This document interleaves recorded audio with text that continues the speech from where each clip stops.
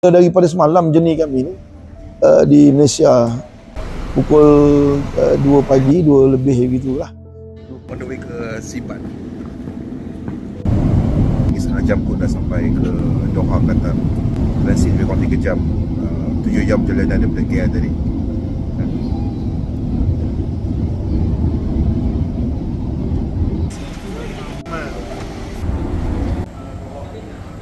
Alhamdulillah, selamat touchdown.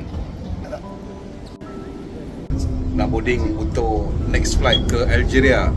InsyaAllah 7 jam flight. Dan kami ambil lagi flight ke sini pula. Flight tadi pun dalam masa 3 jam lebih macam itulah. 3 jam kali saya dan kru mampir wilayah ni berpengalaman untuk transit selama 2 tempat. Doakan kami supaya Allah Ta'ala memudahkan urusan. Besok kami sampai pun, kalau ikut jadualnya sampai di Ogo-Dogo tu pun dalam pukul 3 pagi. Pukul 3 pagi. Allah. Alhamdulillah. Perjalanan yang cukup meletihkan. Daripada Algiers tadi pun ambil masa 10 jam. Ni baru sampai pakai pukul 2.13 pagi tadi. Ini baru settle dalam pukul, sekarang ni pukul 3.30 pagi, hampir 3.30 pagi. Settle semua siap. Dan waktu Malaysia alhamdulillah, waktu Malaysia sekarang ni pukul 11.30 pagi.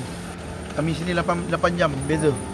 Jadi alhamdulillah Abdul Rahman datang, sahabat kami kat sini, Abdul Rahman datang dengan semua sahabat-sahabat dia sambut kami. Di sini alhamdulillah dengan kenderaan apa semua. Alhamdulillah. Jadi kami agak keletihan, perjalanan yang panjang hampir 33 jam. Total campur dengan transit dan sebagainya. Jadi kami nak pergi ke penginapan, mungkin kami tidur sekejap. Yakin dah subuh dah. Sebelum pukul 4.30 pukul 5 subuh dah. Alhamdulillah, doa kami.